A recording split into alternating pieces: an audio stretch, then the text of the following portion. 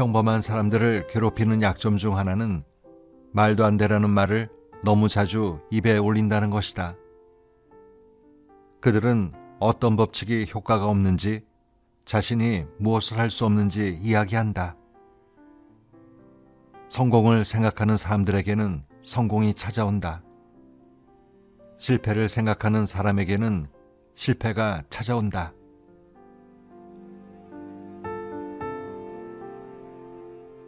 책 읽는 다락방의 죄입니다. 재물이 많아 살림이 넉넉한 사람, 바로 부자의 사전적 정의인데요. 부자로 사는 것, 아마 우리 모두의 바람일 겁니다. 그런데 얼마나 갖고 있어야 부자인 걸까요? 그리고 자신이 부자라고 생각하는 사람은 별로 없지 않나요? 옆에서 보기엔 부족함 없이 사는 것 같은데 정작 당사자는 내가 무슨 부자야, 말도 안 돼 하며 진심으로 손사래를 치는 걸 보면 많이 갖고 적게 가졌다는 게 정말 내가 생각하기 나름인 것 같습니다. 오늘은 여러분 모두 부자 되시라고 자타공인 부자라고 할 만한 사람들이 갖고 있는 공통점을 이야기한 책 한 권을 소개해 드리려고 합니다. 나폴레온 힐의 생각하라 그리고 부자가 되어라란 책인데요. 나폴레온 힐은 자기 개발서를 즐겨 읽으시는 분들이라면 누구나 다 아실 줄로 압니다. 앤드류 카네기와 더불어 이 분야의 원조격이라 할 수 있는데요.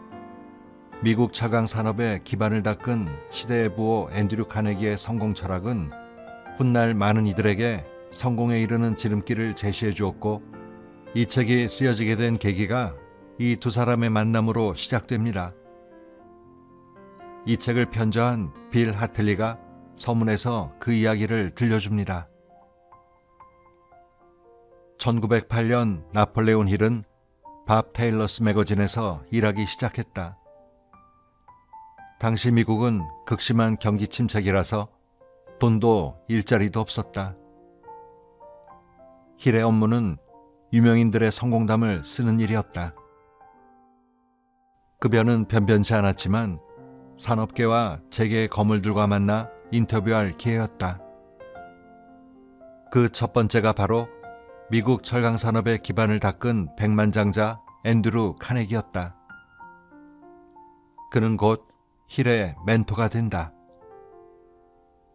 3시간 동안 인터뷰하면서 카네기는 힐의 통찰력을 눈여겨보았고 힐을 주말에 저택으로 초대했다.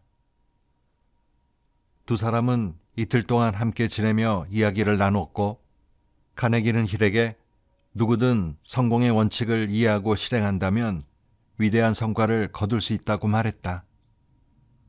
그리고 위대한 성과를 쌓아올린 인물들을 인터뷰한 뒤 그 정보를 취합하여 이해하기 쉬운 원칙들을 만들 수 있을 것이라고 설명했다. 성과를 내는 세계 최초의 성공 철학을 세우는 데는 적어도 20년 이상이 걸릴 것이었다. 그는 자신이 필요한 사람들을 소개해주고 경비를 댈 테니 해보지 않겠느냐고 힐에게 제안했다. 힐이 카네기의 제안을 받아들이는 데는 정확히 29초가 걸렸다. 카네기는 훗날 힐에게 말하기를 60초 넘게 걸렸더라면 제안을 거둬들였을 거라고 했다. 즉시 결정하지 못하는 사람은 필요한 걸 모두 갖추고 있어도 결정한 일을 이뤄낼 수 없기 때문이었다. 힐은 이 일에 끈기 있게 헌신했고 그 결과 이 책이 탄생했다. 그래서 이 생각하라 그리고 부자가 되어라는 나폴레온 힐에 의해 쓰여진 카네기의 성공 비밀을 담고 있다고 할 수 있겠습니다. 저자는 부에 이르는 13가지 원칙을 이 책에서 제시하고 있는데요.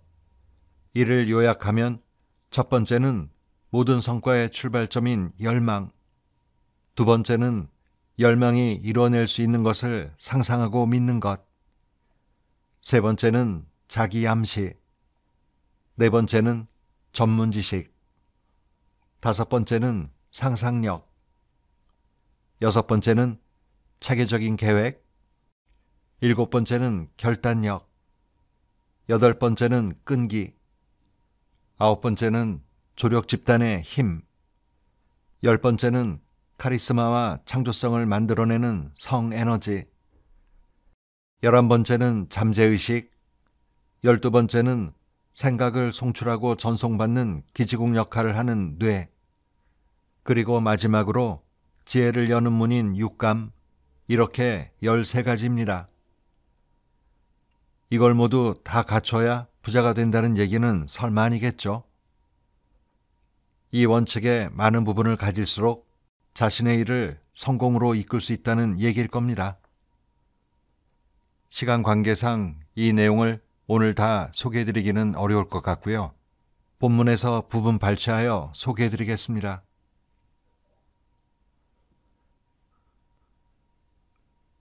부에 이르는 첫 번째 원칙, 모든 성과의 출발점, 열망. 언젠가 시카고에서 대화재가 일어났다. 다음날 아침 상인 한 무리가 스테이트가에 서서 잿더미가 된 상점을 바라보았다. 이들은 상가를 재건할지 시카고를 떠나서 희망이 있는 지역으로 갈지 의논했다. 그리고 떠나기로 결정했다. 단 한 사람만 제외하고 말이다. 그 사람은 혼자 시카고에 남아 다시 시작하기로 했다. 그는 잿더미가 된 상점을 가리키면서 말했다. 여러분, 바로 이 자리에 저는 세계 최고의 상점을 세울 겁니다. 또다시 불이 난다고 해도 몇 번이고 그렇게 할 겁니다. 1871년의 일이었다. 상점은 재건되었고 지금도 여전히 그 자리에 있다. 바로 마셜필드 백화점이다. 이 백화점은 불타는 열망, 마음가짐이 지닌 힘에 대한 기념비다. 마셜필드 역시 이웃 상인들과 같이 행동하는 편이 훨씬 쉬웠을 것이다. 일이 힘들고 미래가 암울해 보일 때 사람들은 쉬워 보이는 길을 택한다. 마셜필드와 다른 상인들 사이의 차이를 눈여겨보라. 이 차이가 실패와 성공을 가른다. 누구나 부를 이룩하고 싶어 한다. 하지만 소망이 부를 가져다 주진 않는다. 부를 열망하고 마음을 완전히 쏟아붓고 확실한 방법과 수단을 계획하고 실패를 생각지 않고 고집스럽게 그 계획을 따라야만 부가 찾아온다.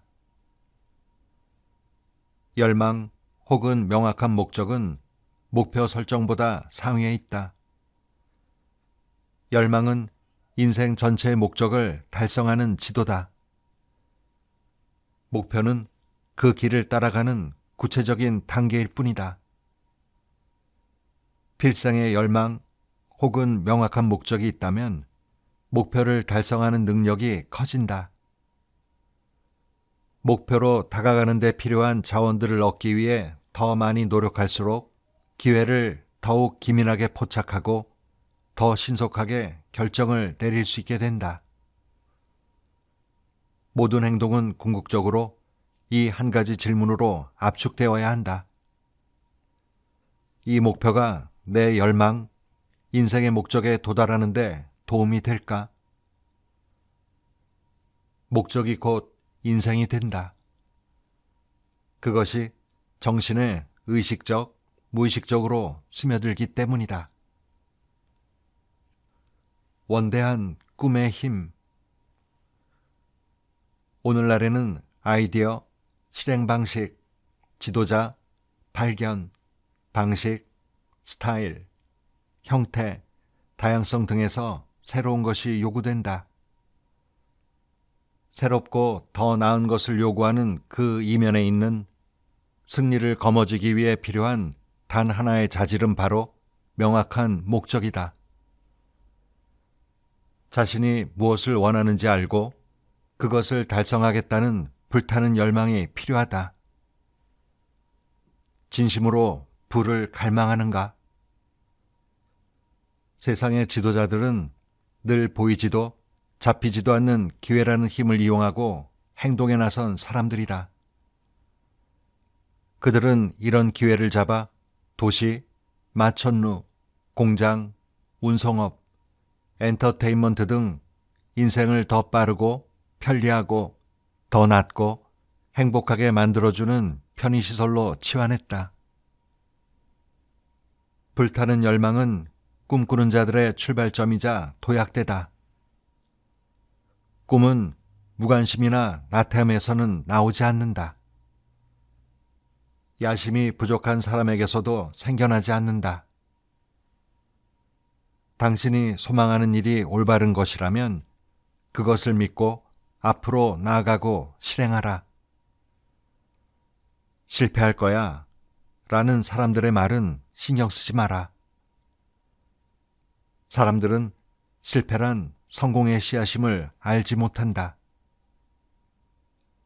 마르코니는 무선으로 소리를 전송하는 시스템을 개발하겠다는 꿈을 꿨다.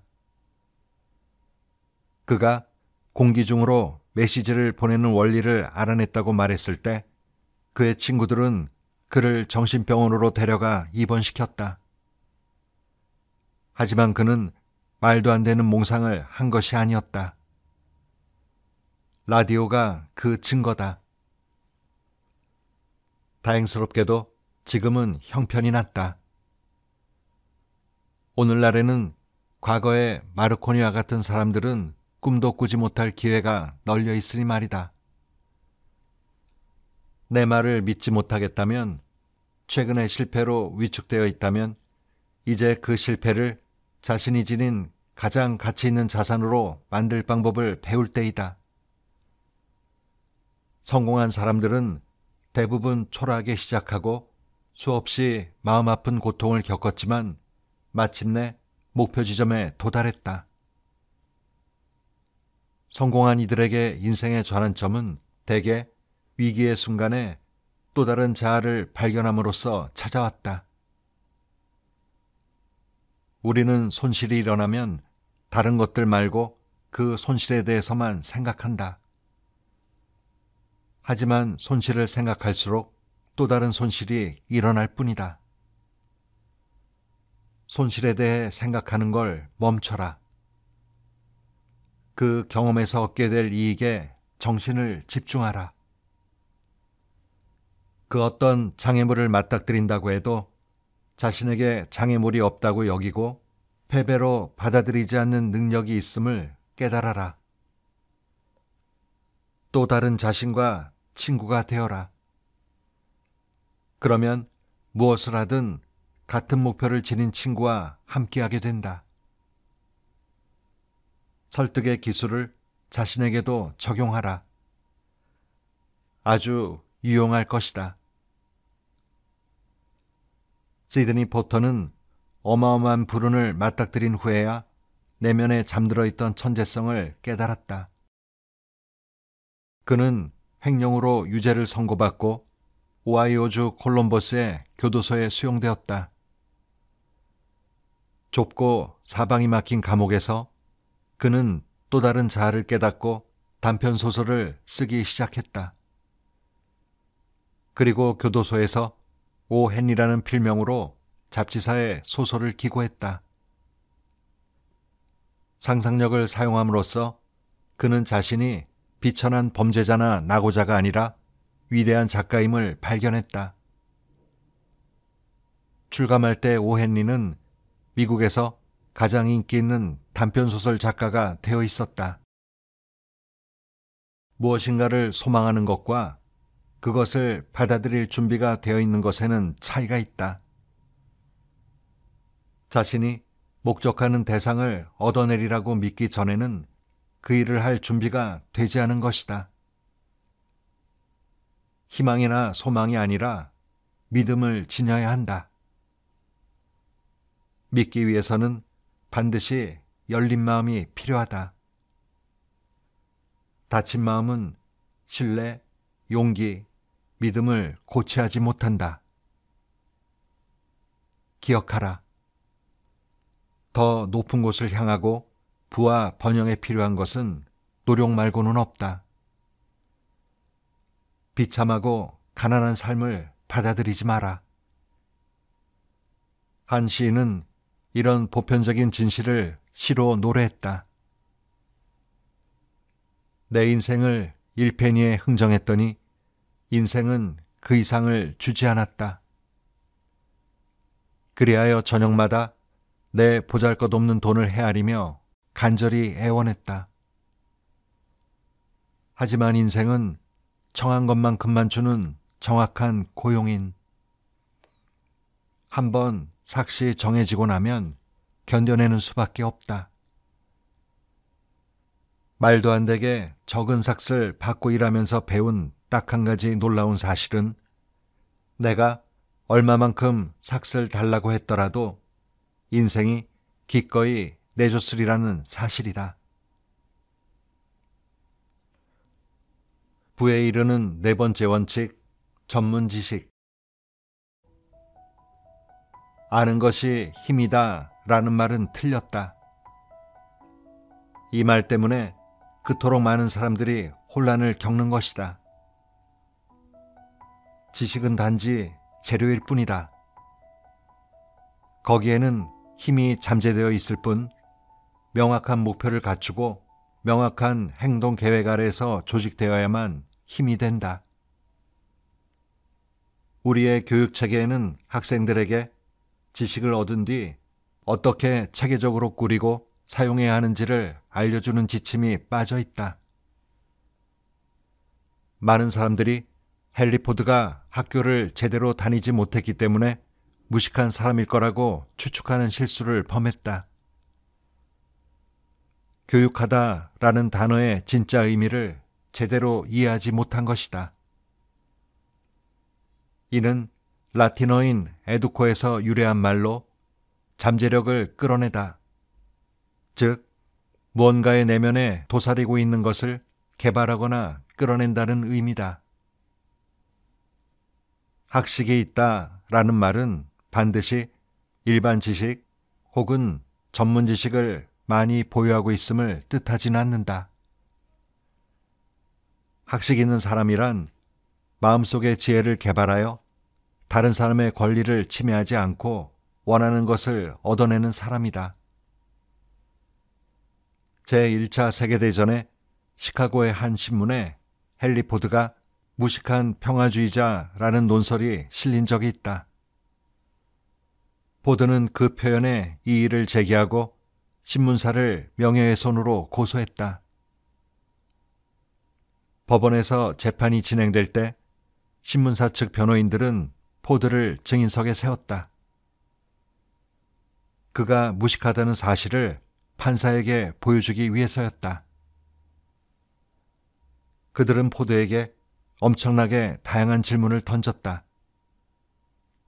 모두 포드가 자동차 공정에 관한 전문 지식은 갖추고 있을지 몰라도 다른 부분에는 무지하다는 점을 입증하기 위한 질문이었다. 가령 베네딕트 아놀드가 누구입니까? 1776년 독립전쟁 당시 영국이 미국에 파병한 군사의 수는 얼마입니까? 같은 것이었다. 마침내 포드는 이런 질문들이 지긋지긋해졌다. 그리고 질문한 변호사를 손가락으로 가리켰다. 당신의 그 질문 같지도 않은 질문에 내가 정말로 대답하고 싶다면 내 책상에 있는 버튼 하나만 누르면 그 대답을 줄 사람을 호출할 수 있다는 사실을 기억하시오. 내가 할 일은 그것뿐이오. 자, 이제 내가 묻겠소. 어째서 내가 그런 일반 지식들로 머릿속을 어지럽혀야 하오? 그 질문에 대답하기 위해서라면 내게는 어떤 지식이든 요구만 하면 채워줄 사람들이 있는데 말이오. 변호사는 말문이 막혔다. 재판정에 있는 사람들 모두 포드가 교육은 받지 못했지만 무식한 사람은 아님을 깨달았다. 어떤 지식이 자신에게 필요할 때 그것을 어디에서 찾을지 알고 지식을 명확한 실행 계획으로 조직할 수 있는 방법을 아는 것. 이것이 박식하다는 의미이다. 자신이 보유한 걸출한 인재들의 조력을 받아 헨리 포드는 온갖 전문 지식을 다루어서 미국에서 가장 부유한 인물이 되었다. 가장 중요한 건 자신의 목적에 부합하고 필요한 전문 지식이 무엇인지 정확히 아는 일이다. 인생의 전체적인 목적과 자신이 어느 곳으로 나아가고 있는지를 알면 어떤 지식이 필요한지 규정할 수 있을 것이다. 지식을 얻으면 명확한 목적과 실행 계획하에 조직하고 사용해야 한다. 지식은 어떤 목적에 기여하는 것이 아니라면 그 자체로는 가치가 없다. 성공한 사람들은 자신의 목적이나 사업 혹은 직업과 관련된 전문 지식을 끊임없이 배운다. 성공하지 못한 사람들은 대개 학교를 마치면 이제 지식을 습득하는 일은 끝났다고 생각한다. 사실 학교는 실용적인 지식을 얻어낼 방법만을 가르쳐 주는 곳인데 말이다. 부에 이르는 7번째 원칙, 결단력. 신속하고 분명하게 결단을 내리는 사람들은 자신이 원하는 것을 안다. 일반적으로 그것을 얻는 방법도 안다.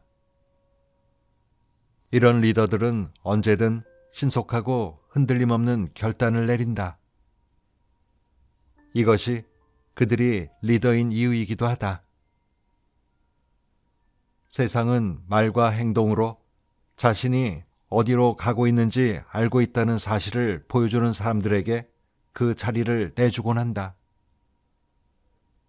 우유부단함은 대개 젊은 시절부터 형성되는 습관이다. 분명한 목적 없이 중학교, 고등학교, 대학 시절을 보내게 되면 점점 더 습관화된다. 우유부단한 습관은 직업을 선택할 때도 이어진다.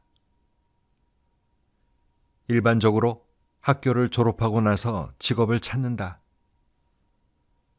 청년들이 처음 선택하는 직업은 자신이 찾을 수 있는 직업에 국한되곤 하는데 이는 우유부단한 습관에 발목이 잡혔기 때문이다. 그리고 그 직업을 계속 유지하려고 한다. 이는 분명한 계획이 없고 고용주를 어떻게 선택하는지 지식이 없기 때문이다. 분명한 결정을 하기 위해서는 용기가 필요하다.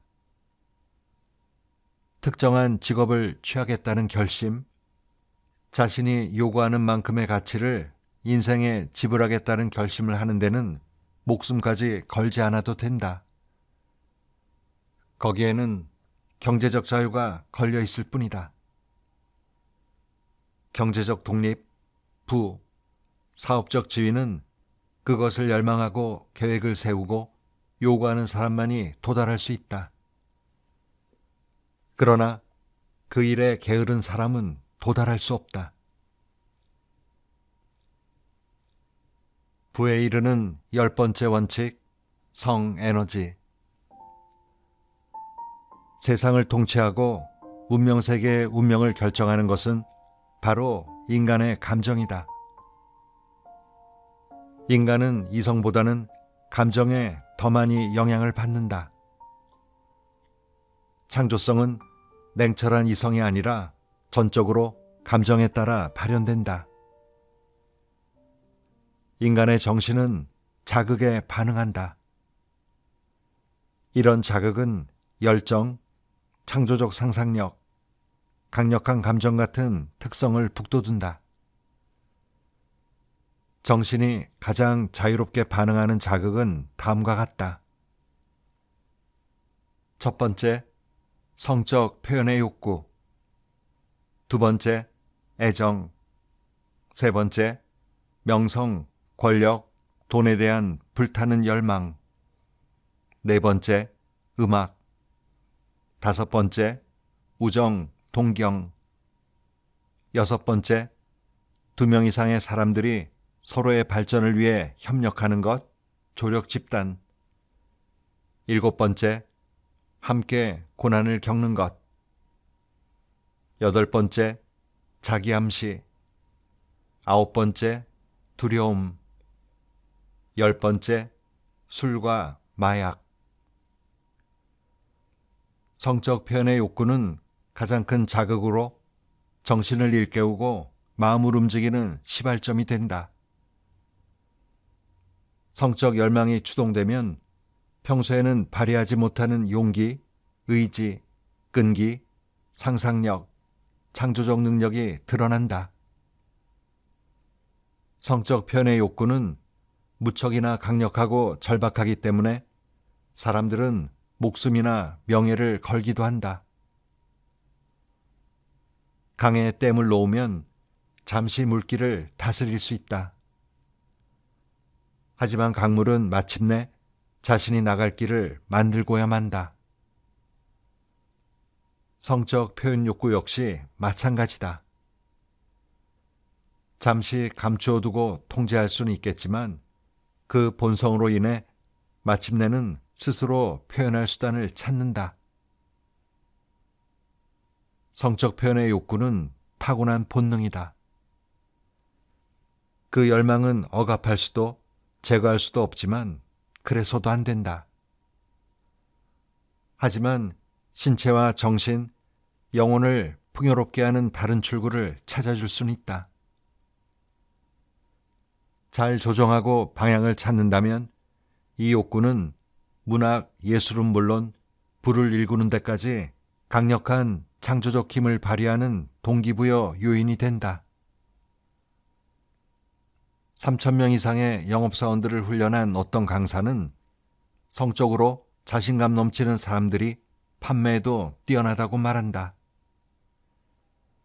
이 말은 곧 개인적 흡인력으로 일컬어지는 카리스마가 다름 아닌 성적 에너지가 표현된 것이라는 의미다.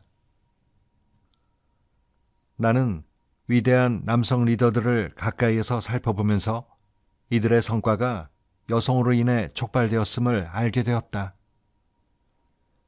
이는 무척이나 의미심장하다.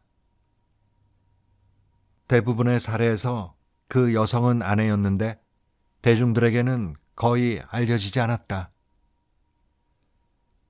역사는 여성의 영향으로 창조력을 고양하여 성과를 낸 위대한 남성들의 기록으로 가득하다.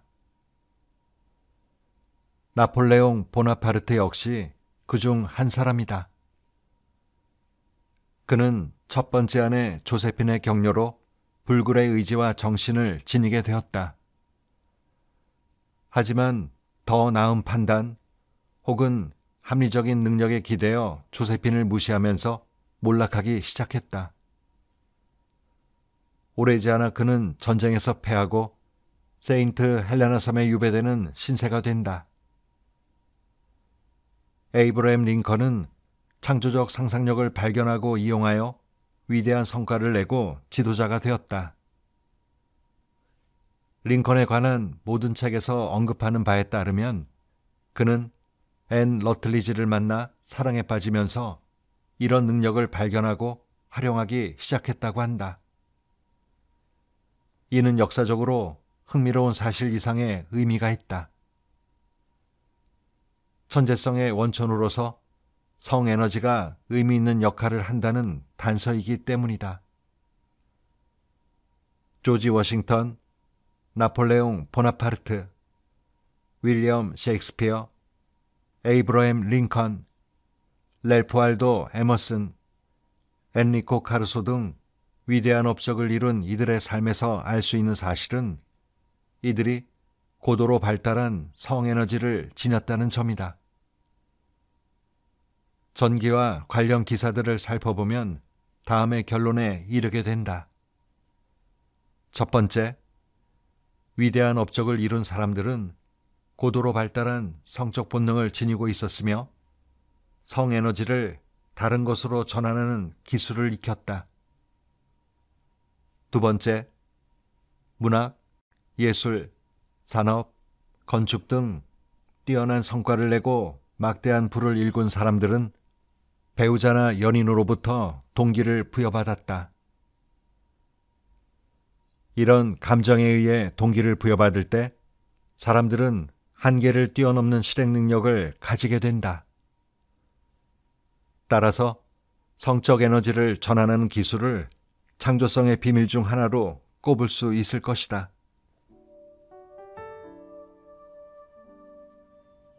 제가 이 책을 보게 된 이유는 이 책의 제목 때문이었습니다. 뭐뭐해서 부자 되기, 부자 되는 법, 뭐 이런 책들은 참 많지만 그 책을 읽는다고 다 부자 되진 않잖아요. 부자가 되려면 먼저 생각부터 하라는 이 관점에 호감을 갖고 책을 보게 됐습니다. 저자는 13가지 성공 법칙을 얘기하기에 앞서 분명한 목표와 끈기, 열망이 생각에 더해지면 그 생각은 더 큰 힘을 현실로 불러온다. 생각이 상황을 만든다고 말합니다. 내가 뭘 원하고 무엇에 열정을 갖고 있는지 아는 것이 바로 성공의 첫 단초일 겁니다. 오늘도 좋은 하루 보내세요.